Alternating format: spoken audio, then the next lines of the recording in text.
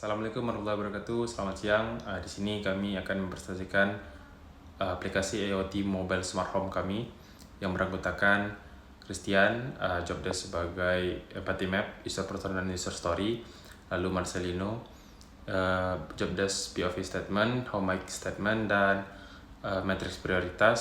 Lalu saya sendiri yaitu Low Fidelity dan High Fidelity Design. Terakhir itu dia Maulana sebagai survei hasil testing dan kesimpulan. Baiklah, di sini saya akan menjelaskan tentang empathy map. Yang pertama, what do they think and feel, atau apa yang mereka pikirkan dan rasakan. Yang pertama itu kekhawatiran. Apakah saya sudah mengunci pintu depan sebelum pergi kerja tadi? Yang kedua, keinginan. Ingin pulang ke rumah yang sudah sejuk, nyaman, dan langsung bisa istirahat tanpa repot. Yang ketiga, harapan. Saya ingin semua perangkat di rumah bisa diatur dari satu genggaman tanpa ribet. Yang keempat, frustasi. Takut sistemnya terlalu rumit untuk digunakan oleh istri dan anaknya di rumah. Yang selanjutnya, what do they see? Apa yang mereka lihat? Yang pertama, lingkungan. Banyaknya perangkat pintar di pasaran seperti lampu, CCTV, robot vakum, dan AC. Tapi semuanya punya aplikasi sendiri-sendiri atau ekosistem terfragmentasi. Yang kedua itu tren. Teman-teman sekantornya mulai pamer rumah mereka yang bisa dikontrol pakai perintah suara menggunakan Google Home atau Alexa. Yang ketiga, iklan. Promosi rumah modern yang serba otomatis, aman, dan hemat energi. Yang keempat, masalah nyata. Tumpukan remote control di meja ruang tamu sangat membingungkan. Yang selanjutnya itu, what do they hear, atau apa yang mereka dengar. Yang pertama, dari teman atau komunitas. Pakai smart home hemat listrik banget loh.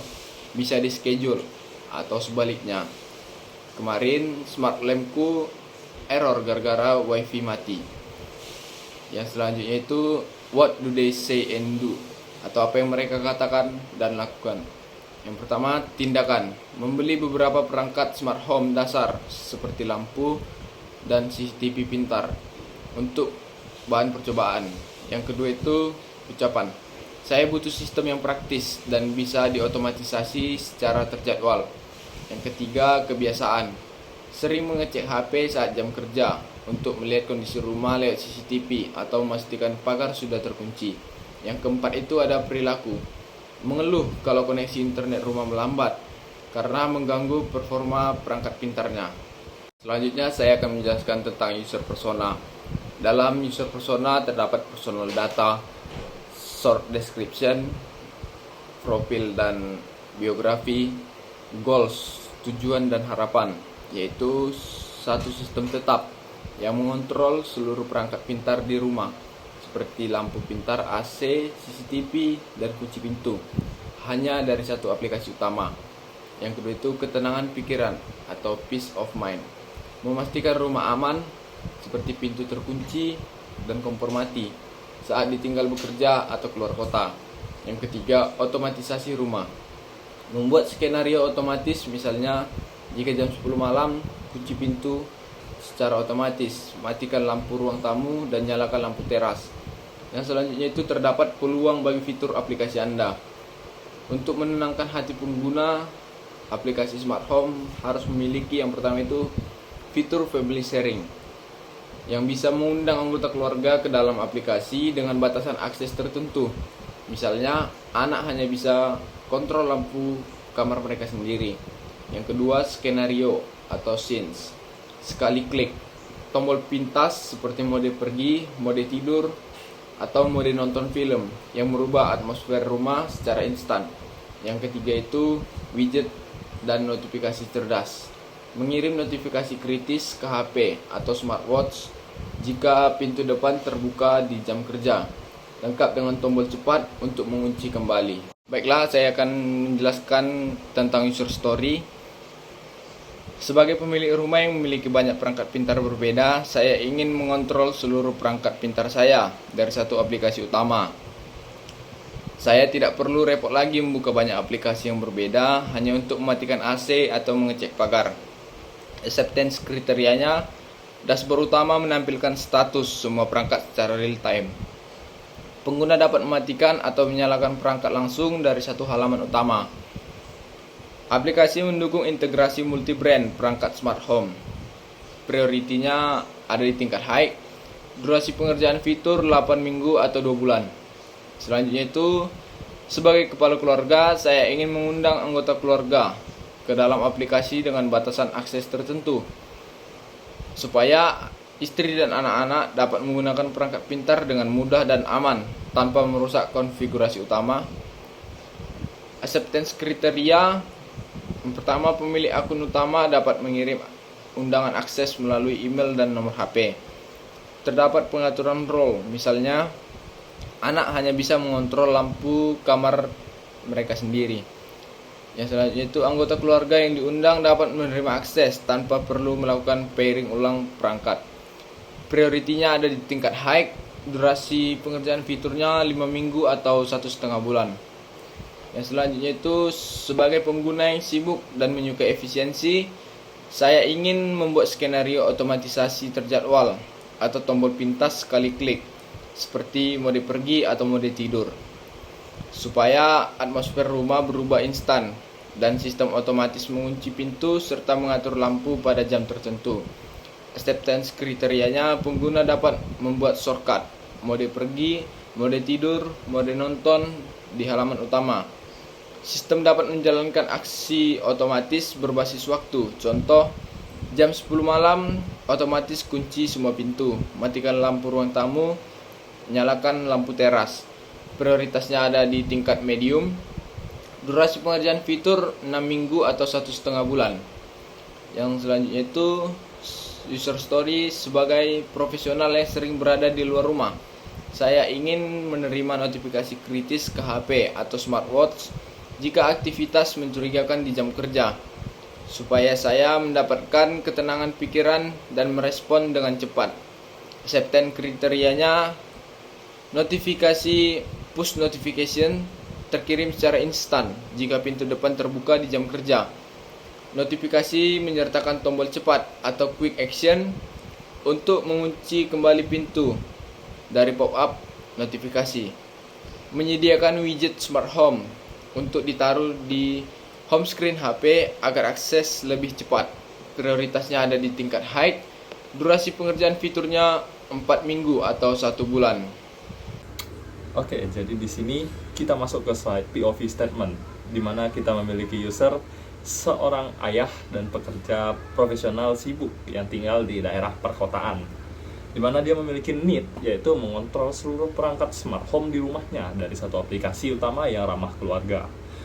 Dan insight-nya adalah pengguna tidak ingin direpotkan dengan banyaknya aplikasi berbeda yang membuat rutinitasnya tidak efisien, dan ia butuh untuk memastikan keamanan rumahnya yang biasanya ditinggal dia 8-10 jam seharinya. Namun ia juga khawatir sistem yang terlalu rumit dapat membuat istri dan anaknya frustasi dalam memakai aplikasi tersebut. Jadi sangat penting baginya untuk memiliki satu ekosistem terpusat demi efisiensi waktu, kenyamanan keluarga, dan ketenangan pikirannya. Lalu kita lanjut ke how might we.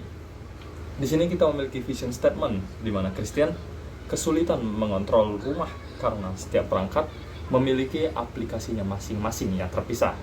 Yang kedua, istri Christian sering protes dan bingung saat menggunakan perangkat pintar karena sistemnya dirasa terlalu rumit.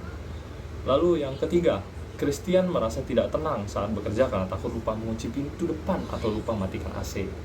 Yang keempat, Christian khawatir tidak bisa merespons dengan cepat jika terjadi aktivitas mencurigakan di rumah saat ia sedang sibuk di kantor. Jadi, bagaimana kita mengatasinya? How might we? How might we mengintegrasikan berbagai merek perangkat pintar dalam satu dashboard utama yang terpusat?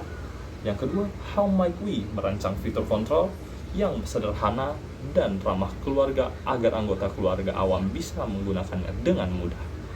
Yang ketiga, how might we mempermudah pengguna untuk memastikan status keamanan rumah dan memastikan perangkat secara instan dari jarak jauh? Yang keempat, how might we menyediakan sistem notifikasi kritis yang interaktif agar pengguna bisa langsung respons terhadap ancaman keamanan saat sibuk bekerja?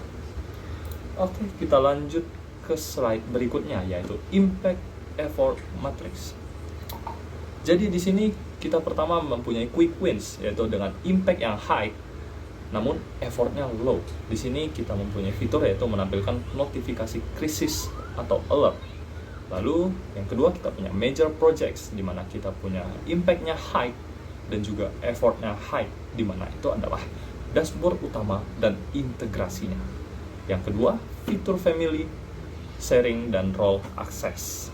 Lalu untuk yang ketiga, thankless task dengan effort high, namun impact-nya itu low, di mana kita membuat fitur skenario otomatisasi terjadwal atau tombol pintas sekali klik, di mana ada mode, misalnya ada mode pergi atau mode tidur. Baik, saya di sini Valdo akan melanjutkan presentasi di bagian desain, yaitu low fidelity dan high fidelity design. Pada tahap ini, yang pertama yaitu low fidelity, yaitu rancangan awal antarmuka aplikasi yang masih berbentuk wireframe atau kerangka tampilan. Pada tahap ini, fokus utama bukan pada warna ataupun visual, melainkan penyusunan layout, posisi komponen, dan alur navigasi dari aplikasi.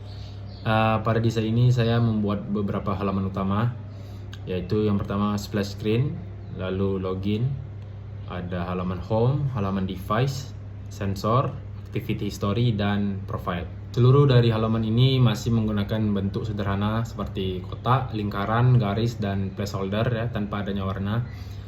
Tujuan dari low fidelity adalah untuk memastikan bahwa struktur aplikasi sudah sesuai dengan kebutuhan pengguna sebelum masuk ke tahap desain.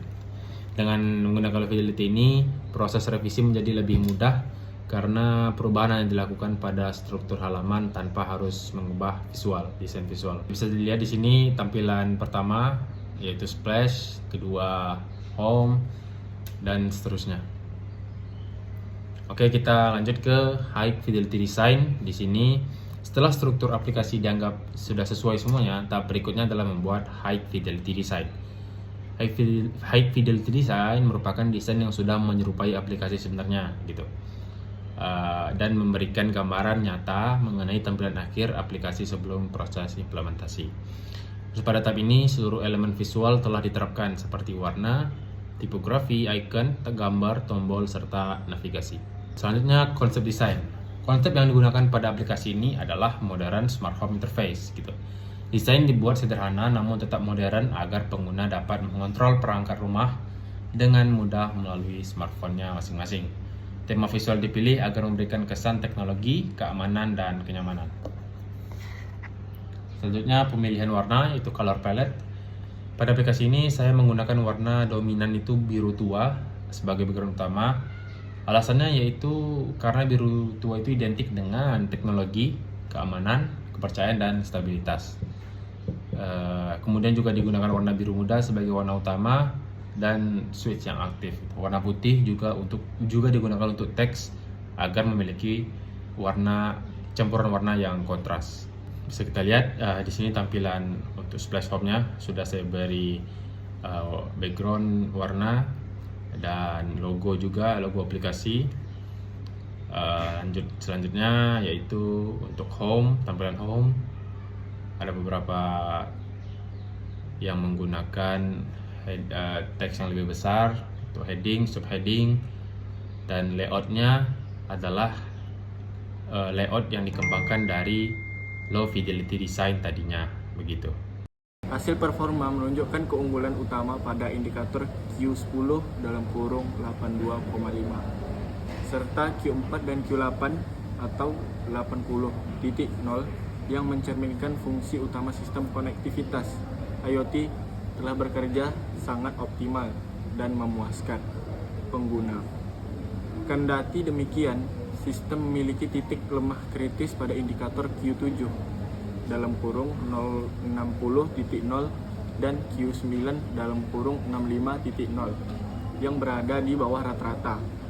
Area ini memerlukan evaluasi mendalam serta perbaikan teknis, debugging atau redesign antarmuka guna mengatasi masalah respons atau kebingungan pengguna sebelum aplikasi siap dipasarkan secara prima.